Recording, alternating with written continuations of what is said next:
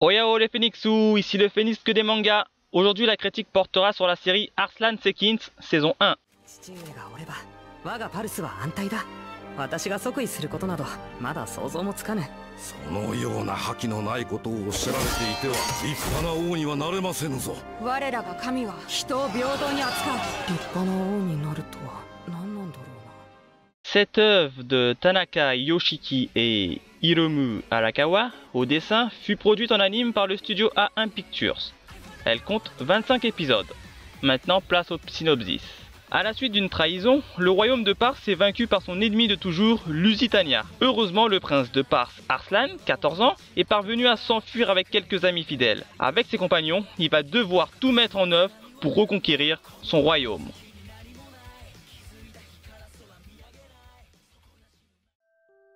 Ayant vu comme tout bon otaku Full Metal Alchemist Brotherhood de la célèbre Arakawa Hiromu, et ayant apprécié, je me devais de voir cette nouvelle série inspirée du manga éponyme dont elle a participé. Et devinez quoi?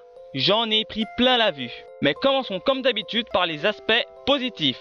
Déjà, la série a été coupée en deux arcs distincts. Avec le premier arc où on va suivre notre jeune prince Arslan dans sa fuite ainsi que la création de sa team. Et le second arc plus axé sur une histoire annexe à la trame principale. Jusque là, rien de bien méchant me direz-vous, mais rentrons dans le vif du sujet.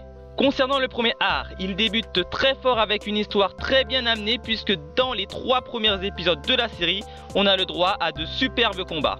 Et qui dit combat, dit suspense et intrigue, ce qui en fait son second point positif. En effet, ici je l'ai trouvé plutôt bon et assez accrocheur. Dans la majorité des épisodes de l'art 1, on a envie d'en savoir plus sur l'histoire, notamment sur les raisons de ce mystérieux complot.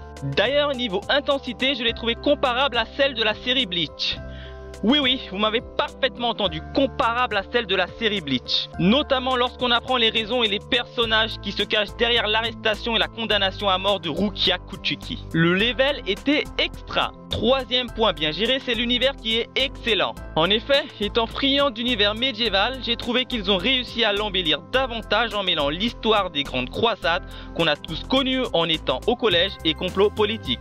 Enfin, le dernier point fort intéressant est la partie stratégique et tactique de la guerre qui nous a parfaitement été racontée, contrairement à certaines œuvres. Autant dire que l'art 1 est d'un assez bon niveau. D'ailleurs, la série aurait pu être quasi parfaite, mais il a fallu l'incorporation de cette seconde art qui m'a beaucoup déçu. Tout d'abord, au niveau de la stratégie et tactique des combats, c'est du même niveau que l'art précédent. Cependant, le niveau de l'intrigue et du suspense sont complètement descendus en flèche. Pourquoi me direz-vous? C'est simple. Ils ont délaissé l'intrigue de la première partie pour mettre quoi? Une guéguerre fratricide pour le trône. Et devinez quoi?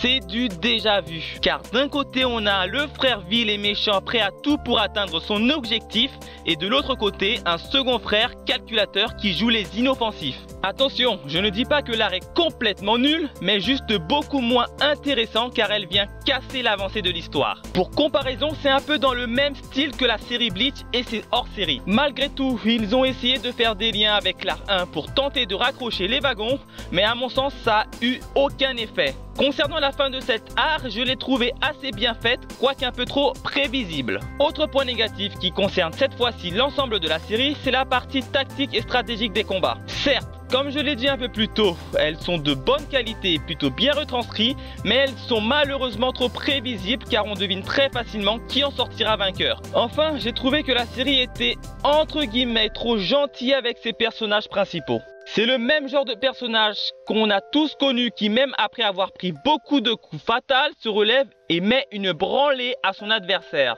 Je pense que un ou deux morts façon Naruto aurait rendu l'histoire encore plus passionnante. Tiens, parlons-en des protagonistes. Au fil de l'avancée de la série, on rencontre la team qu'Arslan s'est constituée. Alors oui, c'est vrai, je le reconnais.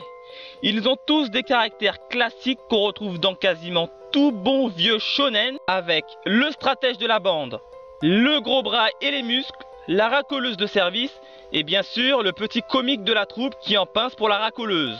Malheureusement, certains d'entre eux ne sont pas développés, cependant cette team a le mérite de bien s'assembler ensemble. Concernant la team méchante, Ils sont tous normaux à l'exception d'un seul que j'ai d'ailleurs beaucoup aimé, c'est bien évidemment l'homme au masque d'argent. Rassurez-vous, je ne vous dirai pas son identité, mais sachez que son passé a plutôt été bien construit. Enfin, pour les personnages secondaires tels que le roi Andragoras et la reine, je les ai trouvés plutôt intéressants à suivre, même si leurs backgrounds ont là aussi été pas encore approfondis. Malgré tout, on sent tout de même un lourd passé derrière eux. Vous l'aurez compris, l'art 1 est plutôt de bonne qualité avec une belle intrigue et des combats épiques qui va malheureusement baisser d'un ton dans l'art 2.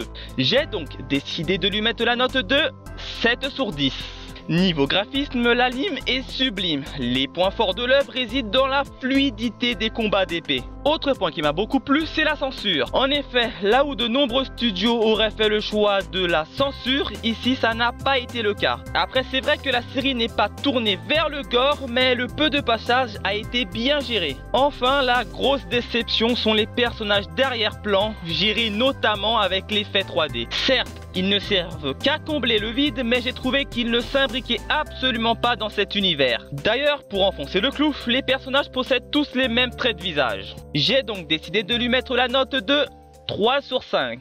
Au niveau de la bande son, la série possède 2 openings et 2 endings correspondant à chacune des arts. Le premier opening est littéralement une tuerie. En même temps, il est interprété par Unverworld. Je vous propose donc un petit extrait.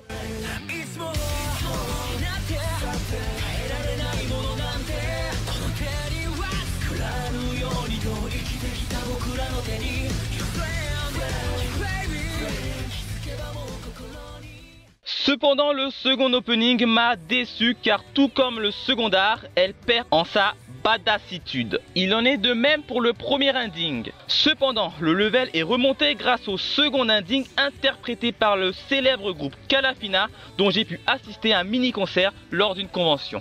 Voici donc un petit extrait juste pour le fun.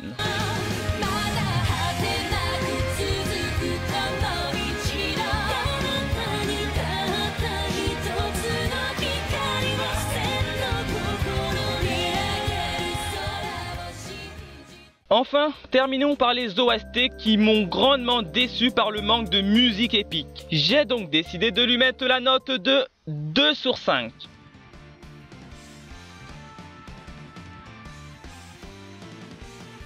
Alors je dirais que pour conclure, il y a comme point positif un scénario plaisant, des combats épiques et un univers médiéval génial.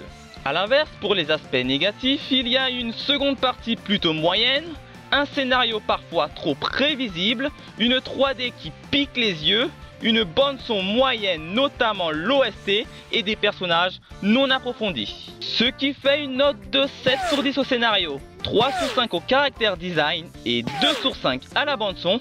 L'anime Heartland Sekins saison 1 obtient une note de 12 sur 20. Voilà, c'est tout pour aujourd'hui. Comme d'hab, n'hésitez pas à laisser votre avis sur cet anime, de la partager, de liker et de vous abonner si vous appréciez mes vidéos. Sur ce, à la prochaine les Phénixous.